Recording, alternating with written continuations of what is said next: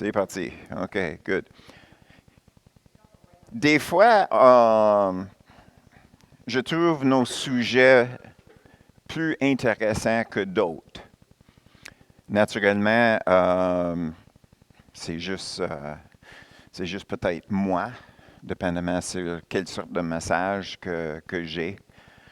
Et ce matin, ce n'est pas un des plus faciles pour moi, et vous allez voir vers la fin. Mais comme d'habitude, on va commencer avec les Écritures. J'essaie de toujours de donner une bonne base avant qu'on arrive au punch. Donc, si c'est un vrai punch, ben on va le ressentir comme un bon punch tout. Alors, ce matin, on va commencer dans le livre de Romains. On va lire les versets 1 à 5. Puis après ça, on va revenir puis on va les regarder comme c'est divisé sur le tableau. Juste pour être sûr qu'on comprend très bien qu'est-ce que l'apôtre veut nous dire. Alors, on commence. Étant donc justifiés par la foi, nous avons la paix avec Dieu par notre Seigneur Jésus-Christ, à qui nous devons d'avoir eu, par la foi, accès à cette grâce, dans laquelle nous demeurons fermes, et nous nous glorifions dans l'espérance de la gloire de Dieu. Bien plus, nous nous glorifions même des afflictions, sachant que l'affliction produit la persévérance, la victoire dans l'épreuve, et cette victoire, l'espérance. Or, l'espérance ne trompe point, parce que l'amour de Dieu est répandu dans nos cœurs par le Saint-Esprit qu'il nous a donné. Imaginez si on était comme assis dans une salle, puis c'est Paul qui était en avant, puis il commence son discours comme ça. Rendu 6e verset, moi je serais parti. Ces 5 versets-là, si on regarde comme faux, c'est tellement plein de stock, là, c'est assez pour retourner à la maison pour une semaine. Donc, qu'est-ce qu'on va faire? C'est que justement, on va regarder ces 5 versets-là, mais on va les tourner pour voir d'une différente façon, pour être capable vraiment de mettre les choses où ce que ça devrait être. Et tu vas comprendre un peu plus en le faisant. Donc, quand on commence, le verset 1, si on met ça à l'envers, on arrive avec la paix. Nous avons la paix avec Dieu par la foi que Jésus nous a justifiés devant Dieu par son sang. On voit ça là? OK. Donc, le verset 2, nous avons accès à cette grâce. Quelle grâce? C'est ça les questions qu'on se pose quand on lit ça, n'est-ce pas, Claude? Hein? C'est la première question que tu avais. Tu arrives, deuxième verset, cette grâce. Puis on se dit, quelle grâce de quoi qu'on parle? Bien, c'est la grâce que par la justification, nous avons la paix. Donc, on continue. Nous avons accès à cette grâce, toujours par la foi, encore, parce qu'on était justifié par Jésus, et nous avons une participation dans la gloire de Dieu, ici, puis aussi à la fin de nos vies. Et c'est à cause de ça que nous avons l'espérance. Vous voyez ça? OK. Donc, le verset 3 et 4. Bien plus, nous nous glorifions même des afflictions. OK, bien, il faut donner une définition pour glorifions. Glorifions, ça veut dire que nous avons de la joie dans. Nous avons de la joie dans les afflictions. On continue. Qui produit, l'affliction produit la persévérance. La persévérance produit la victoire dans l'épreuve. Et cette victoire, l'espérance. C'est la joie toujours à l'œuvre dans tout ça. Mais qu'est-ce qui manque un peu ici dans le français, c'est dans le grec, quand c'est marqué victoire, la victoire dans l'épreuve, qu'est-ce que ça parle? C'est de notre caractère. Ces choses-là, ça contribue à bâtir notre caractère. Donc, ces choses-là bâtissent en nous un caractère qui est quand même assez fort et l'espoir qui est produit par le résultat de ces choses-là dans notre caractère, c'est une anticipation avec confiance sur notre salut, qui inclut naturellement, on va au ciel. OK? Donc, le verset 5, « Or, l'espérance ne trompe point, parce que l'amour de Dieu est répandu dans nos cœurs par le Saint-Esprit qui nous a été donné. » Donc, le parti ici, l'amour de Dieu est répandu dans notre cœur par le Saint-Esprit qui nous a été donné, peuvent peut-être nous donner l'impression que nous avons un amour qui vient de Dieu, produit par le Saint-Esprit. Mais ça, ce n'est pas le cas. Ça, ce n'est pas le cas. Qu'est-ce que nous avons?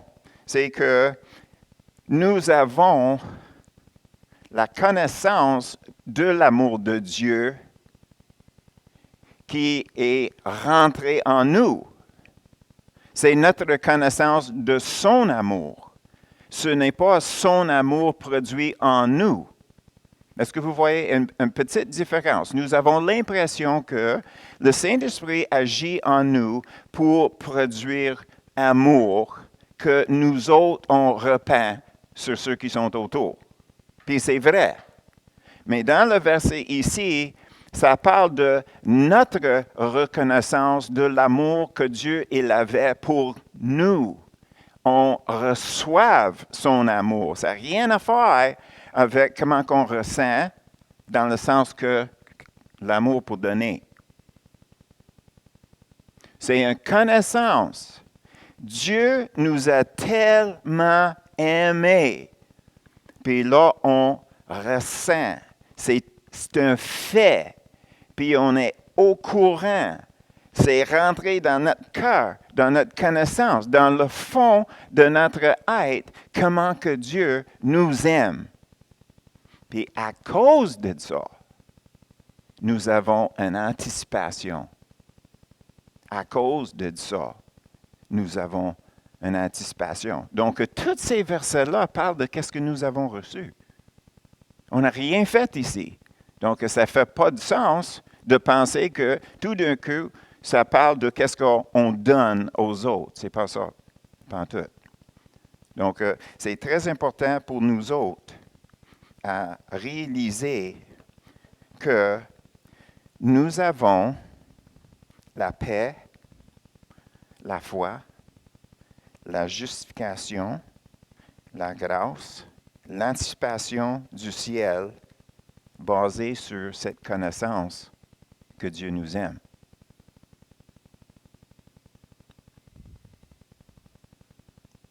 Et c'est le Saint-Esprit qui a déposé ça en nous. C'est une révélation. Ça ne vient pas de nous. On n'est pas capable de comprendre la profondeur de Dieu, son amour pour nous, si ce n'est pas dévoilé par le Saint-Esprit. Donc, c'est une révélation.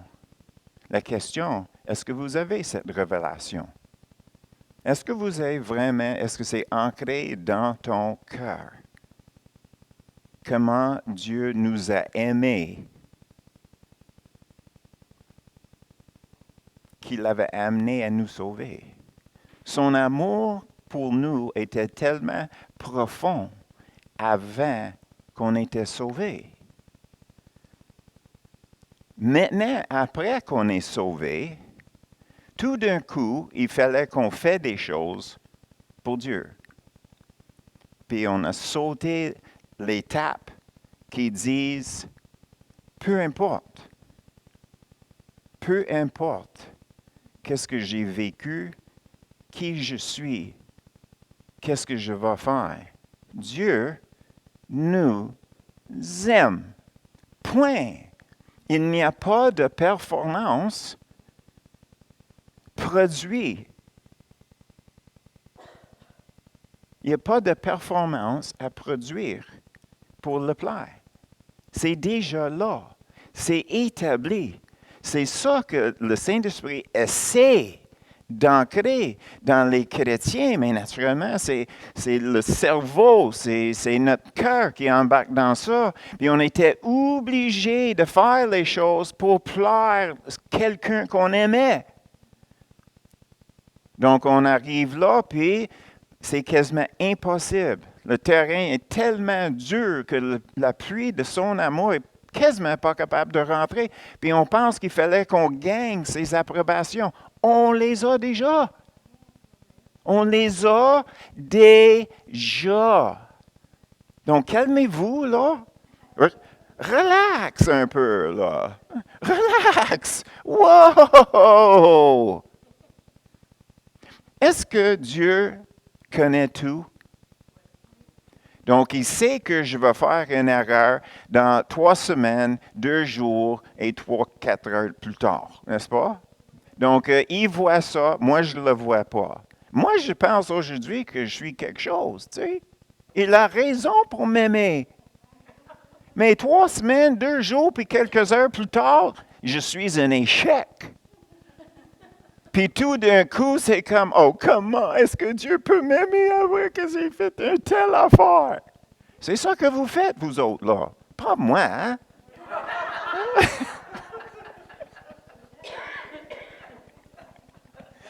Parce que moi, j'ai eu la révélation. Si con que je peux être, des fois. Et vous, ça change absolument pas à rien par rapport de l'amour de Dieu pour nous. T'sais, autrement, je ne pourrais pas être en avant ici et faire des choses que je fais. T'sais, c'est juste parce que je sais comment que Dieu m'aime, il me permet d'être parfois un idiot. T'sais? Donc, on se prend trop sérieux. Une fois que cet amour de Dieu est vraiment ancré en nous, que ça ne change pas. Est-ce que tu penses que Dieu n'aime pas ceux qui sont à l'enfer? Il les aime autant que nous autres. C'est leur choix qui les a amenés là, mais ce n'est pas le choix de Dieu, n'est-ce pas? Il les aime autant que nous. Puis pensez un peu, qui est là, là? Hein? Hitler est là, Staline est là. Jésus est mort pour ses ennemis. Pourquoi? À cause de son grand cœur. C'est qui il est. Nous autres, on produit amour. Dieu est amour. Il ne peut pas agir autrement. Il est forcé par lui-même de m'aimer. Et vous? Vous comprenez? OK. Est-ce que tu peux laisser ça raciner dans le fond de ton cœur pour arrêter de niaiser avec les questions stupides par rapport à l'amour de Dieu pour moi, pour vous, pour nous? Tu sais, ça vient de l'ennemi. C'est un mensonge. C'est une tromperie 100% ça, là. Il fallait on réalise que l'amour de Dieu, c'est si concret que le concret. OK? Donc, je veux me rassurer que vous êtes sur la même page que moi par rapport à ça. OK? OK. Là, on va aller voir dans 1 Jean, juste un peu avant l'Apocalypse. 1 Jean, chapitre 4.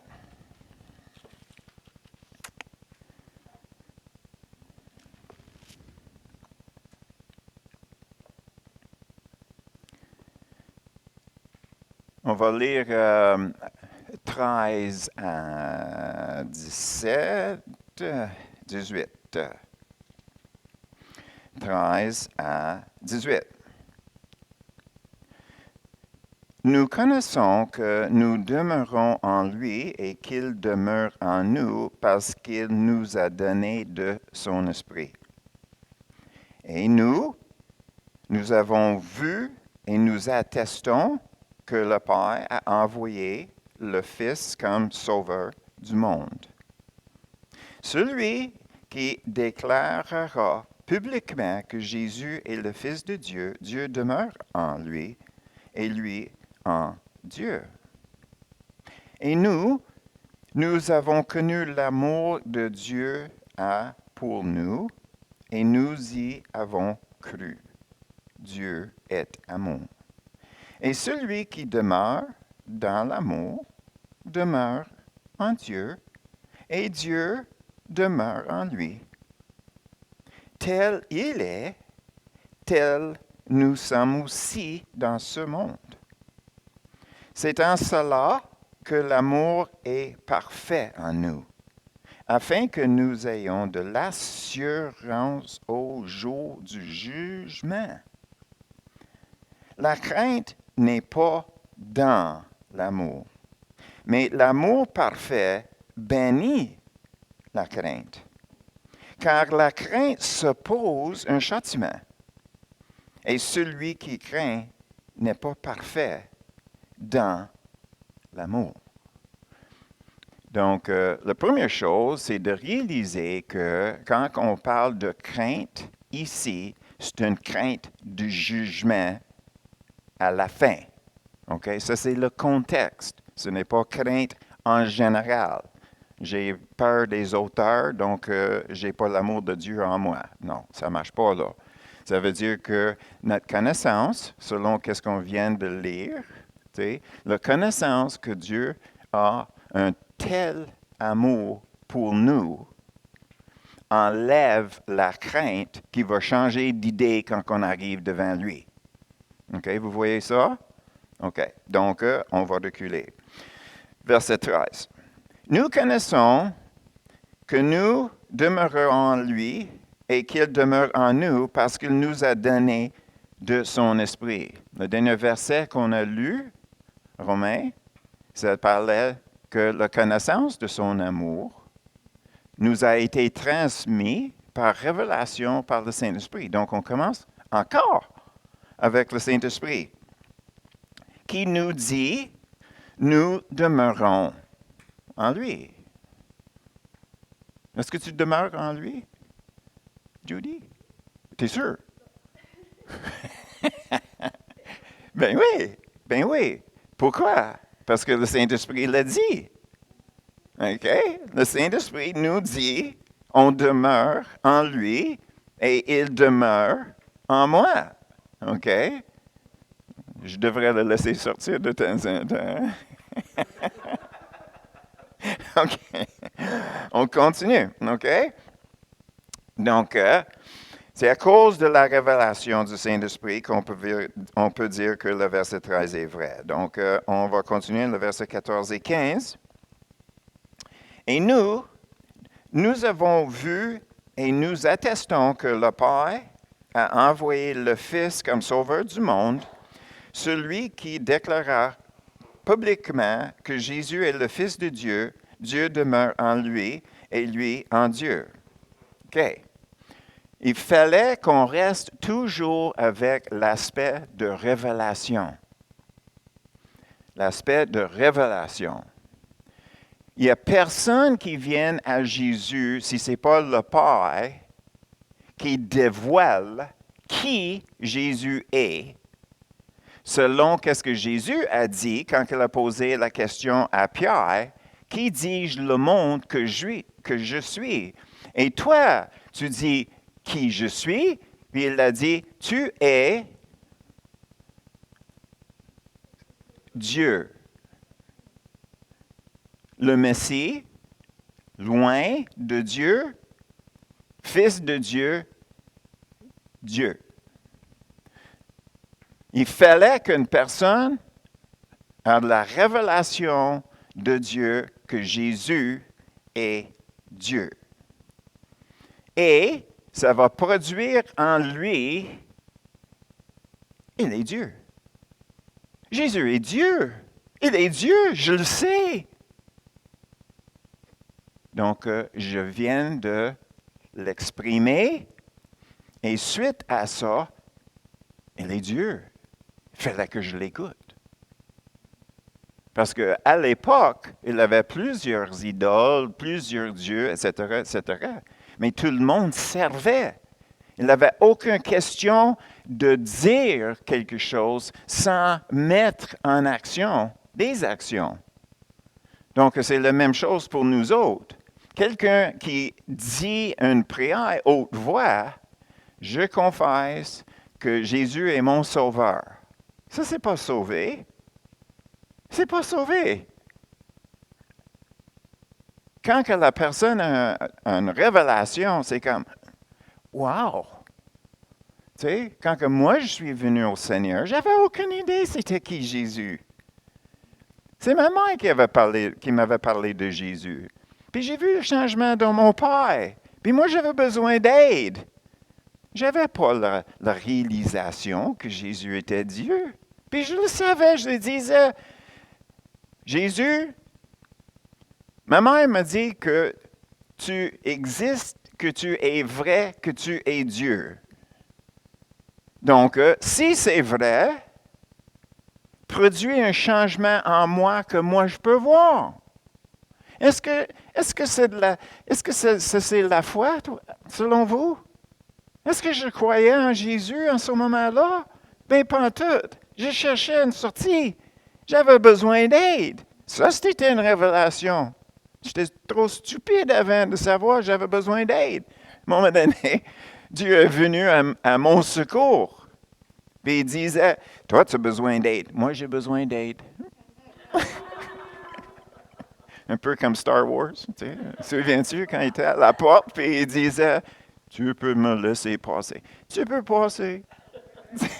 C'est à peu près comme ça avec Dieu. Moi, je ne savais pas à l'époque. Maintenant, je le sais. Puis le temps, il est passé. Puis j'ai commencé à réaliser. Puis quand on regarde Matthieu 5, 37, ça, c'est le premier verset qui m'avait touché dans les Écritures. Anyway, tout ça pour dire, éventuellement, qu'est-ce qui est arrivé, c'est que j'ai commencé à vécu les choses, mais c'était ma blonde à l'époque qui avait confirmé que la journée même que j'ai prié cette prière d'incrédulité, elle a vu un changement en moi. Puis elle avait accepté le Seigneur à cause de ça. Comme ça, ben. C'est toujours l'évidence quand on voit l'œuvre de Dieu dans une autre personne, n'est-ce pas? Mais, tu sais, Dieu venait me rencontrer. Il m'a donné une confirmation avant le 3 mois. Je lui avais donné 3 mois. Donc, pour Dieu, 3 mois, c'est longtemps. OK? Ça m'a pris un bout de ça, là, quand même, pour le réaliser. Je suis plus lent que lui, c'est évident. OK? OK? Mais, tu sais, il faisait grâce. Il m'avait donné une confirmation. Tu as changé. Ça ne me dérangeait pas quand que j'ai prié que quelqu'un d'autre voyait le changement. Puis Dieu est venu me rencontrer en me rassurant que c'est vrai. Puis en ce moment-là, c'est quand, tu sais, c'est quand on peut dire les chaînes, les emprises, différentes choses, est parti. Et un pensée que j'avais ce matin, je pense que c'était ce matin, c'est dit que avant qu'une personne enlève sa propre vie, se suicide, selon ceux qui le voyaient, qui remarquaient comment il agissait avant de faire l'acte, le monde disait toute la même chose. Il avait l'air d'avoir aucun souci dans le monde.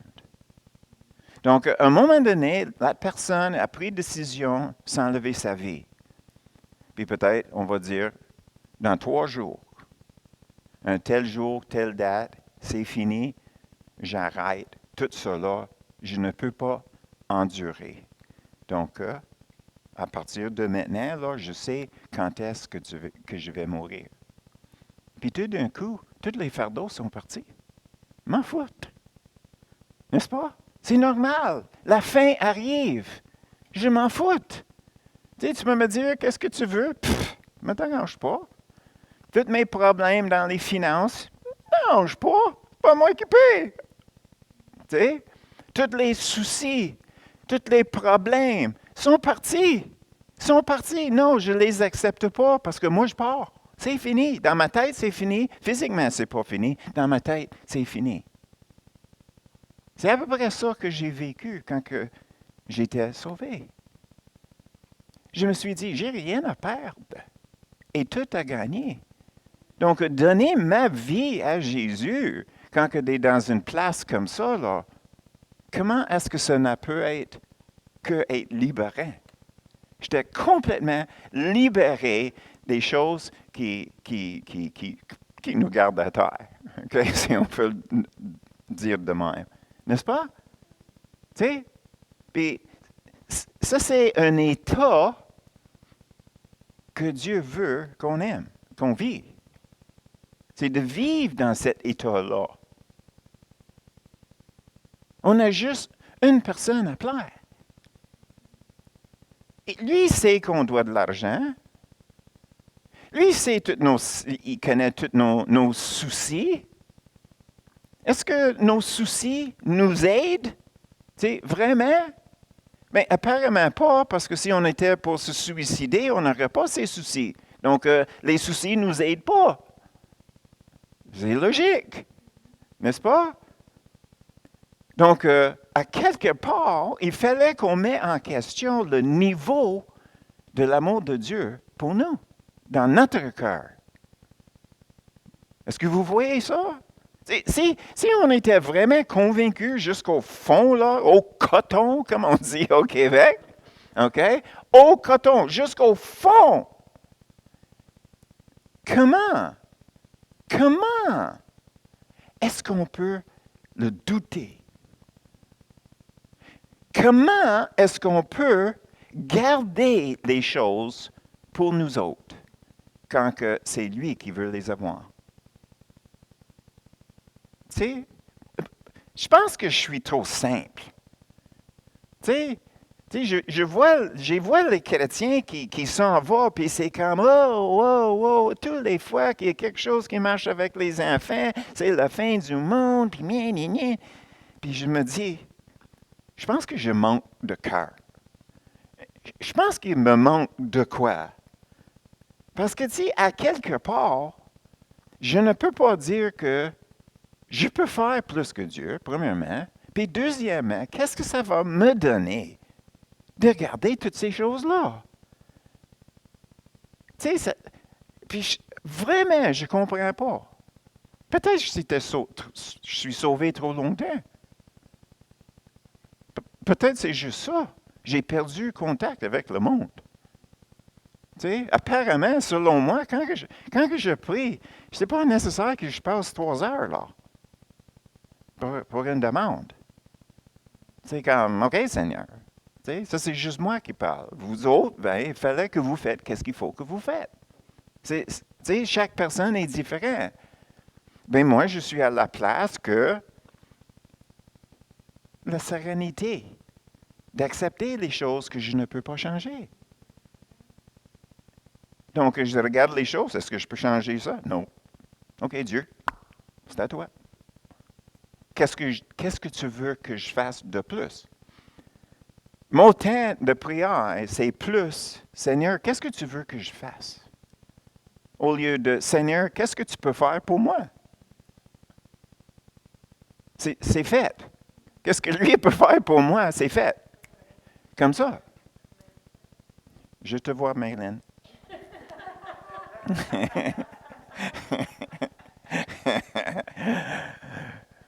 Est-ce que vous me comprenez? Vous voyez philosophiquement qu'est-ce que je dis. Mais est-ce que tu es capable de mettre ça en pratique? Ou bien est-ce que tu vas ressentir coupable parce que tu ne ressens pas suscitant pour la personne la situation? Hein? Ça, c'est votre problème. Tu sais, la prière de sérénité. Tu sais, donne-moi le courage de changer les choses que je peux. La sérénité d'accepter les choses que je ne peux pas changer. Puis la sagesse, connaître la différence entre les deux. Est-ce que ça, c'est compliqué? OK, je veux que vous mémorisez ça. Vous mettez ça en pratique. Regarde les choses. OK. Est-ce que je peux changer ça? Non? OK. Seigneur? C'est simple. Seigneur, le moment que je dis Seigneur, bien, la sagesse arrive aussi, là. Il va dire, oui, tu peux changer ça. Essaye de passer une vite, deux fois. On s'essaye, tout le monde s'essaye de passer des vites avec le Seigneur de temps en temps, n'est-ce pas? Tu essaies de le convaincre de quelque chose, n'est-ce pas? OK. Je commence à avoir un peu plus de réponse ici. Okay. D'accord. Donc, on peut continuer. Juste à cause que quelqu'un dit « J'accepte Jésus comme Seigneur », ce n'est pas nécessairement vrai. C'est une révélation. Il fallait que la personne soit capable de dire « T'as lieu. Jésus est Dieu. » En bon québécois. OK? OK. Le verset 16. « Et nous avons connu l'amour de Dieu pour nous. » On vient de parler de ça, n'est-ce pas? On connaît l'amour de Dieu pour nous. Et nous y avons cru. Dieu est, pas Dieu produit, pas parfois, tout le temps, Dieu est amour. Et celui qui demeure dans l'amour demeure en Dieu, et Dieu demeure en lui. OK. Demeurer dans l'amour demeure en Dieu. Ça veut dire, quand on demeure dans la connaissance que Dieu a pour nous, là, on demeure en lui. Quand que nous demeurons dans la connaissance profonde, là, comme on parlait tantôt, là, quand on demeure dans ça, c'est là qu'on demeure en lui. Parce que les deux deviennent la même. Est-ce que vous voyez ça? Si je demeure dans la connaissance, comment Dieu m'aime. Comment Dieu m'aime. OK? C'est rentré en moi. Ça devient l'encre, ça devient la source de tout. Puis quand on arrive à ce place-là, là, on demeure en lui. Puis il n'y a rien qui peut venir nous chercher. Parce que Dieu nous aime tellement. Il ne nous laisse pas s'échapper. Il ne laisse pas les choses rentrer, venir me chercher. Non, ben, Perry, c'est pas vrai. Tu sais, l'autre jour, là, j'ai rien fait. Puis j'ai rencontré un gars dans l'ascenseur, puis tout ce qu'il voulait faire, c'est de me battre. J'ai rien fait. J'ai rien fait.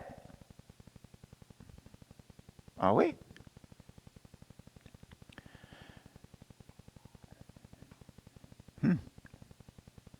C'est compliqué, ton affaire? Puis, ben Dieu a permis ça. C'est un test de caractère. Les choses qui nous arrivent, écoute, on n'est pas rendu mature comme Jésus encore. Il permet les choses viennent chercher. Mais la chose, c'est que ce n'est pas une question de son amour. Il permet les choses. Pourquoi on parlait de caractère dans les temps difficiles? Donc, il fallait qu'on passe par les épreuves de temps en temps. Si on ne passe pas par les épreuves et on apprend, on mature. Mais si on n'a pas d'attaque de l'ennemi, comment est-ce qu'on peut apprendre la guerre? T'sais, vous comprenez? T'sais, juste à cause des choses nous arrivent. On n'est pas persécutés comme les chrétiens dans l'Empire romain. Mais les autres, ils ont passé à travers avec joie. Avec joie. Eux autres, ils avaient une connaissance à cause de ce qu'ils vivaient, qui était beaucoup plus profond que nous autres.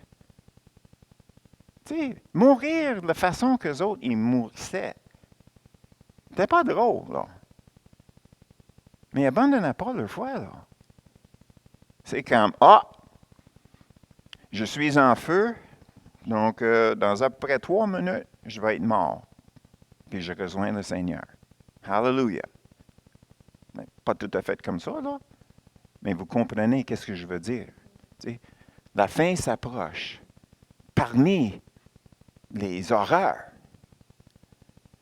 Puis les chrétiens, oh, pourquoi ça m'était arrivé? Pff, écoute. Pourquoi ça m'était arrivé? C'était permis sans dessein. C'était permis. Où est ta foi?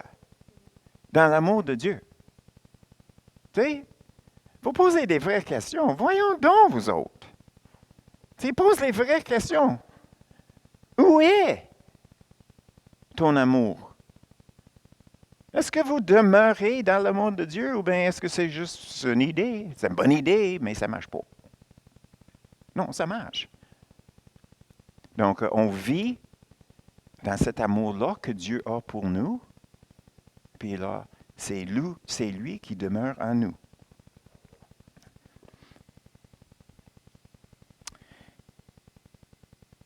L'amour demeure en Dieu et Dieu demeure en lui. Le verset 17. Tel qu'il est, tel nous sommes aussi dans ce monde. Ça veut dire Jésus. Comme Jésus était en forme être humain, nous autres, on est supposés d'être comme ça. C'est ça que ça veut dire. Tel qu'il est, tel nous sommes aussi dans ce monde. Une égalité. Comme Jésus était, nous sommes. C'est ça notre mission. Ça, c'est notre appel. On continue. C'est en cela que l'amour parfait en nous est parfait en nous, afin que nous ayons de l'assurance au jour du jugement. Okay? Donc, verset 17 puis verset 18, ça parle de l'amour parfait. Bien, on ne devrait pas regarder l'amour comme quelque chose qui estampé, quelque chose qui est comme un produit, comme une bouteille, ou un clou, ou une chaise, ou une table. OK? L'amour, c'est quelque chose qui mature avec le temps et avec les conditions. Donc, quand on parle de parfait ici, on parle de quelque chose qui a maturé. Quelque chose qui a passé par un processus qui a produit quelque chose comme mature. Puis naturellement, qu'est-ce qui vient en tête? C'est le vin. Tu prends un vin, tu sais, puis tu vas produire les raisins. Puis ces raisins-là, tu vas les écraser, puis tu vas faire qu'est-ce que tu as à faire. Tu mets ça dans les bouteilles avec sucre, blablabla. Puis il y a un processus, puis là, tu le laisses là. 1 an, 2 ans, 3 ans, 80 ans, 100 ans, 200 ans. N'est-ce pas? Puis à la fin de tout ça, quand que la bouteille est ouverte, c'est la fin de la processus. Là, il est mature. Puis c'est la même chose avec l'amour. L'amour, c'est quelque chose qui est produit en processus. L'amour est produit, c'est comme si on peut le dire de même, les raisins, c'est l'amour de Dieu qui est déposé en nous. Et là, vu que nos cœurs sont tellement petits, ils sont écrasés. OK? Puis le jus existe. C'est un joke. OK? Tellement petit que le raisin est écrasé. Tu catché ça, là? OK. Alors, ce jus-là, avec un peu de sucre du Saint-Esprit, commence à fermenter. On va dire de même, un processus. OK? Puis le temps passe. Puis là, tout d'un coup, il nous arrive une situation. On va t'écraser un peu plus. Good. OK.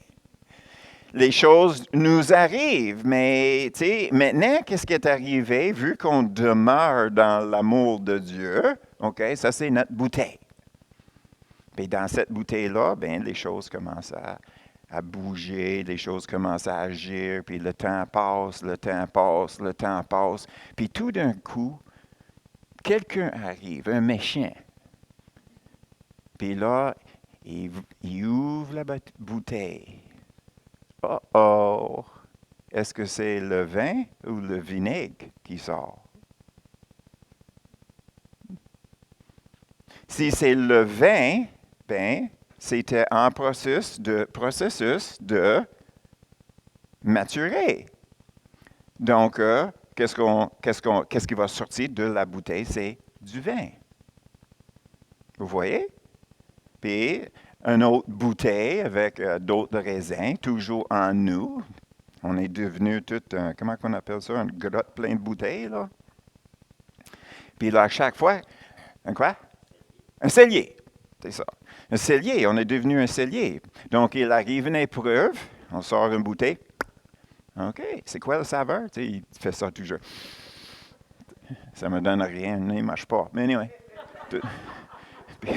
Puis après ça, il met un peu dans le verre, puis il regarde ça. Puis ça, c'est le monde autour de nous. Qu'est-ce qu'il y a de l'air, ce chrétien-là?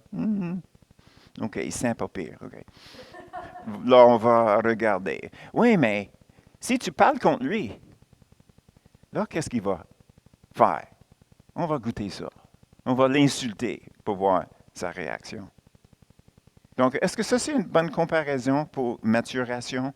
Donc, ici, on parle de mature, un amour mature. Puis là, je pense que nous avons une idée que c'est juste pas philosophique, là. C'est pratique. T'sais? Il fallait que notre amour soit pratique et pratiqué. N'est-ce pas? OK. Donc, alors, on est arrivé. Naturellement, on parlait au tout début que quand on parle de peur, on ne parle pas d'un peur de jugement. Donc, ça c'est dans le verset 17 toujours. Et non, je veux dire le verset 18, on arrive là. La crainte n'est pas dans l'amour, mais l'amour parfait, mature, bannit la crainte, car la crainte suppose un châtiment, et celui qui craint n'est pas parfait dans l'amour. Donc, si jamais nous avons les doutes par rapport à notre destination finale, c'est parce qu'on ne connaît pas l'amour de Dieu. Nous avons eu la révélation qui est Jésus.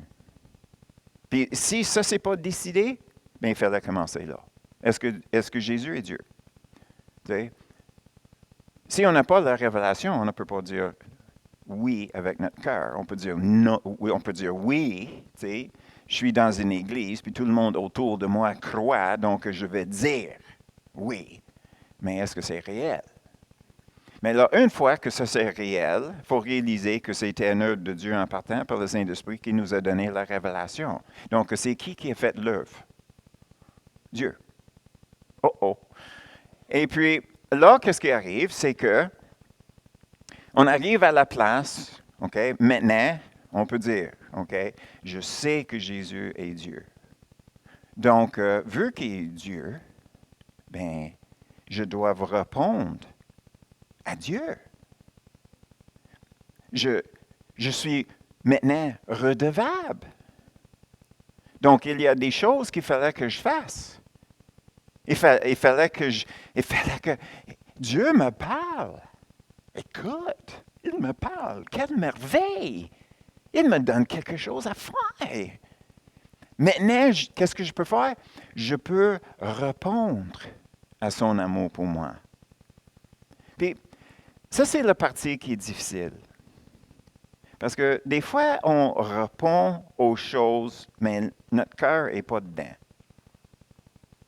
Si notre cœur n'est pas dedans, bien, il y a à quelque part un problème. Puis peut-être ça peut être une autre sorte de crainte. Une autre sorte de crainte. Bien, si je fais ça, bien, peut-être la personne ne m'aimerait pas. Ou bien, si je fais ça, peut-être je serai rejeté. Bien, si j'agis d'une telle façon, c'est pas important. Puis je pense là des factures. Tu arrives au garagiste, puis il dit, c'est juste 50$. Là. Si tu en as en lousse, là, ben, tu ne paieras pas les taxes. Ah! OK. Est-ce que c'est vinaigre ou le vin qui sort? Moi, je dis, le gouvernement fait tellement pour moi, c'est sûr que je veux payer les taxes. Regarde le pays dans lequel on vit. Hey, écoute, puis on ne veut pas payer 7 piastres et demi de taxes? Hey, wow. C'est bien fou, ça. Donc, ça, c'est juste un exemple. Alors, on parle de une révélation que Jésus est Dieu. Le fait que maintenant, nous avons un vrai Dieu. Puis ce Dieu-là nous donne une opportunité, en nous parlant, de faire quelque chose pour lui. Mais qu'est-ce qu'il veut qu'on fasse? Bien, premièrement, il veut qu'on ait le même cœur que lui, n'est-ce pas? C'est ça que Dieu veut, n'est-ce pas? Dieu veut qu'on ait le même cœur que lui. N'est-ce pas? Donc, comment est-ce qu'on peut passer à côté de parler aux autres de lui?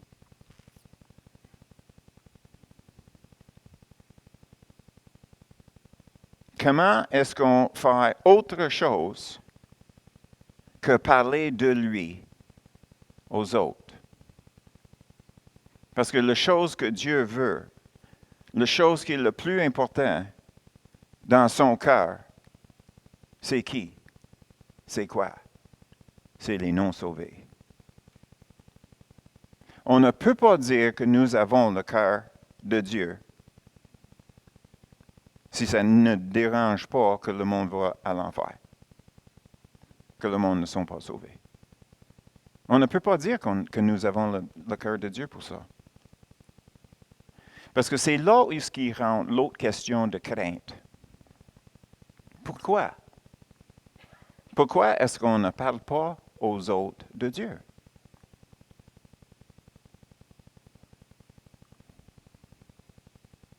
Pourquoi? Sors-moi une excuse, quelqu'un. Sors-moi une excuse. Parce qu'on a peur qu'un étranger ne nous aimerait pas. C'est un étranger. Il ne nous aime pas encore. Anyway. Tu sais, voyons donc. On a quoi à perdre en parlant de Jésus à quelqu'un? Il ne m'aime pas. Tant pis, Dieu m'aime. Tu sais, il fallait qu'on réalise. Ça, c'est le parti quand que j'ai commencé ce matin. J'ai dit, il y a des messages que j'aime pas donner. Tu sais, le message que je donne, c'est que, écoute, Dieu est tellement réel. Dieu est tellement amour. Dieu est tellement dans ton cœur. Pourquoi est-ce qu'il faut que je vous dise, allez parler de lui?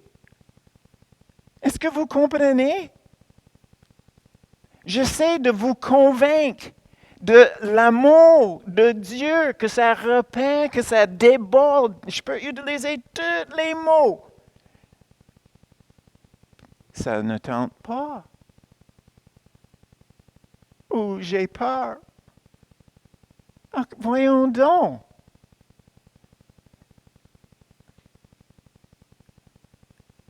C'est ridicule. C'est ridicule de dire comment que Dieu nous aime, comment qu'on aime Dieu, puis on ne parle pas. Dieu veut que tout le monde autour de nous soit sauvé.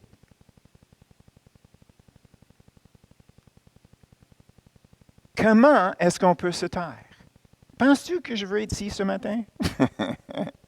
Non, pas en tout. Pas en tout. Parce que moi, j'aime pas ça quand quelqu'un est derrière moi qui me pousse, qui me donne les coups de pied dans le derrière, quelqu'un avec une fouette. Tu sais, moi, j'ai tellement ça, je me force pour pas vivre ça. Puis même là, je me force. Comment ça se fait que je me force? Parce que je suis comme vous. Je suis comme vous. Tu sais, je ne veux pas qu'une personne ne m'aime pas.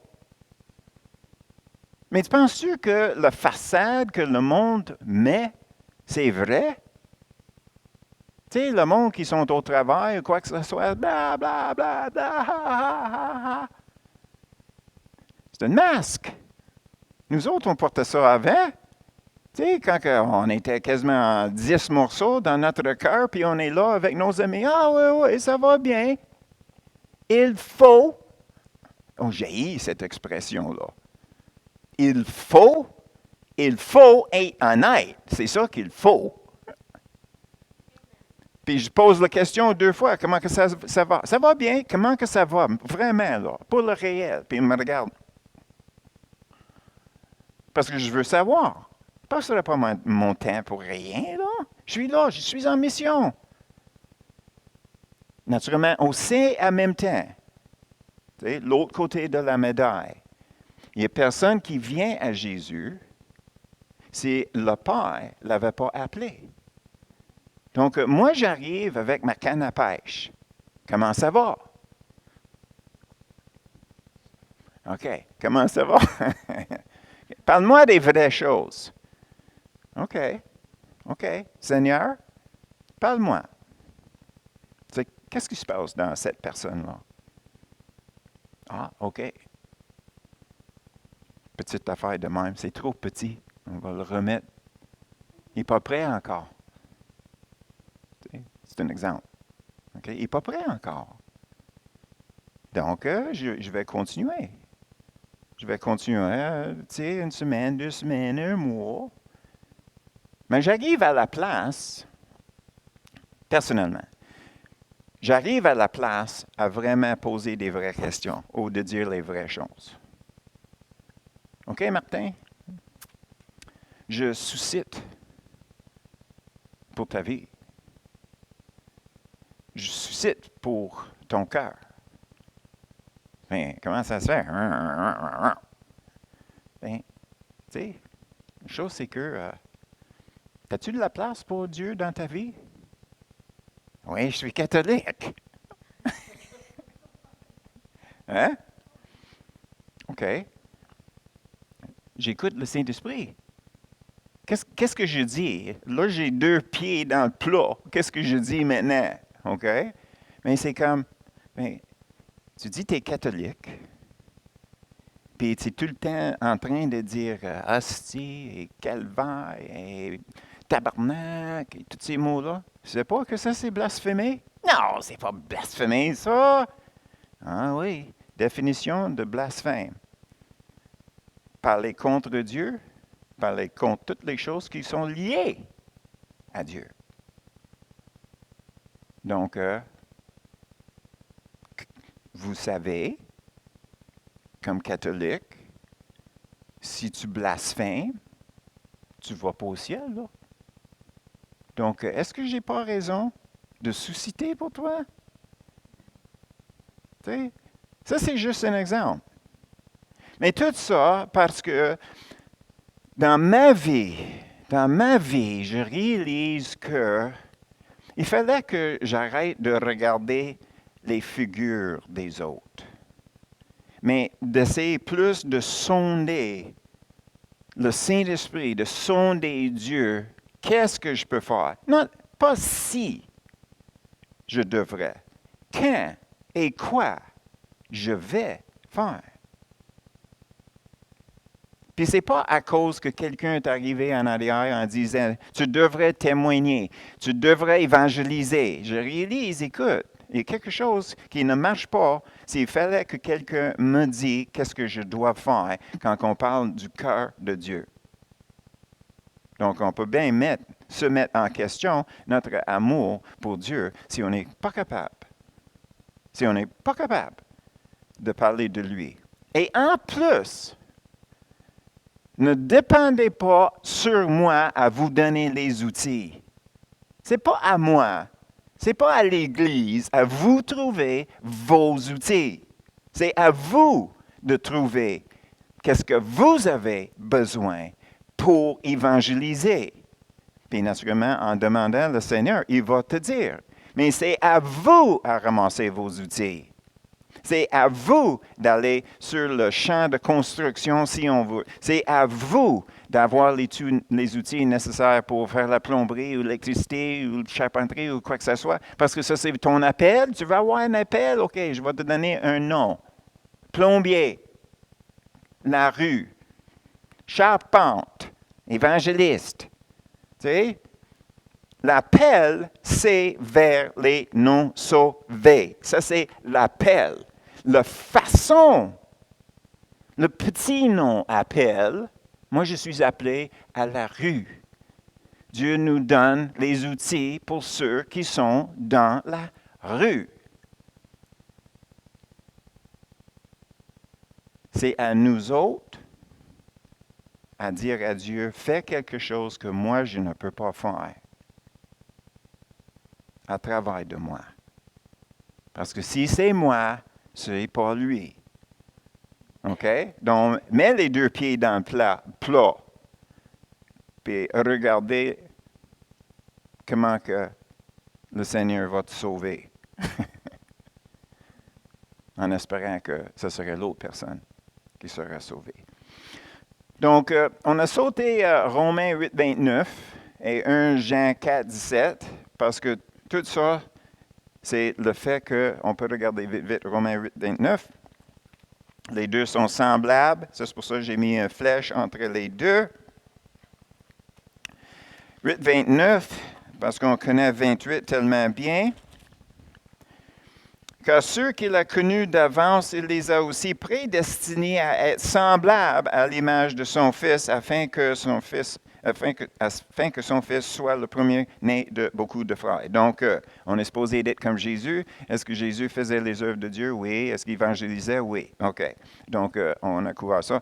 Maintenant, le premier verset qui m'avait touché dans ma vie, c'était Matthieu 5, 37.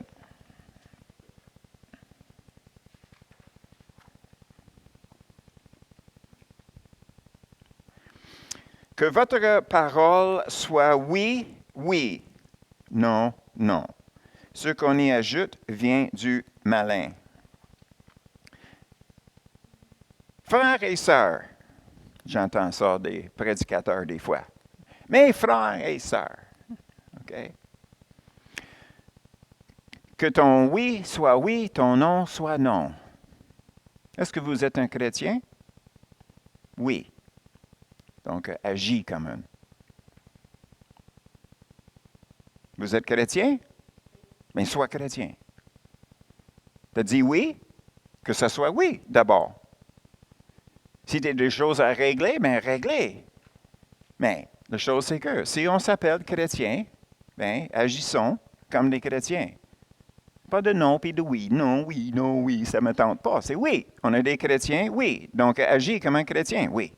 C'est fait. C'est fini. C'est décidé. Terminé. Tu peux l'arrêter là.